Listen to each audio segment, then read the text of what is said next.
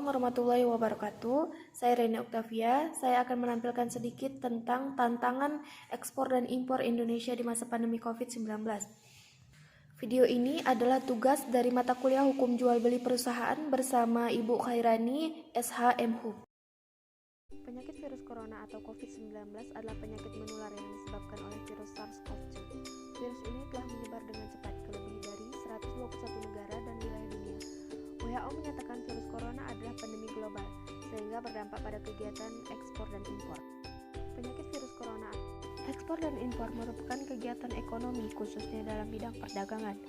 Perdagangan ini bisa terjadi baik di dalam negeri maupun di luar negeri.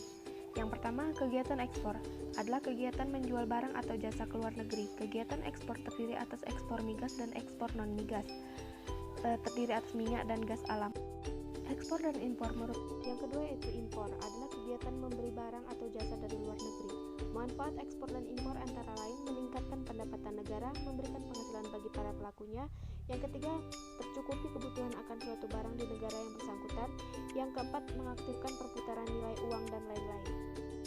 Berikut ini negara-negara ASEAN yang melakukan ekspor dan impor, yaitu Laos, Vietnam, Filipina, Myanmar, Thailand, Malaysia, Singapura, Indonesia, dan Brunei Darussalam. Beberapa komoditas impor Indonesia dari berbagai negara yaitu aluminium, buah, sayur, pupuk, tembaga, minyak bumi, tembakau, beras, jagung, kedelai, gula pasir, gula tebu, daging ayam, susu, dan lain-lain. Komoditas merupakan suatu benda yang memiliki fisik nyata dan relatif mudah diperdagangkan, dapat disimpan dalam jangka waktu tertentu, serta dapat dipertukar.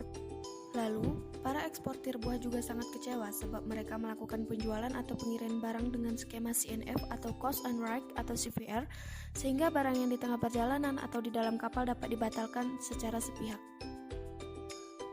Salah satu negara yang melakukan ekspor dan impor dengan Indonesia adalah negara tetangga, yaitu negara Malaysia, yang melakukan eksportir sayur dan buah. Menurut Ketua Umum Asosiasi Eksportir Sayur dan Buah Indonesia atau ASD, Hasan Joni Wijaja, sejak ada kabar tentang virus corona, para pembeli di Malaysia langsung melemah.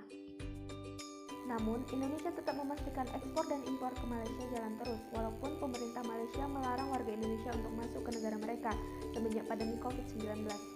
Namun, ekspor produk minuman Indonesia ke Malaysia meningkat. Tidak hanya itu, Republik Indonesia dan Malaysia sepakat pertukaran data ekspor dan impor secara real time.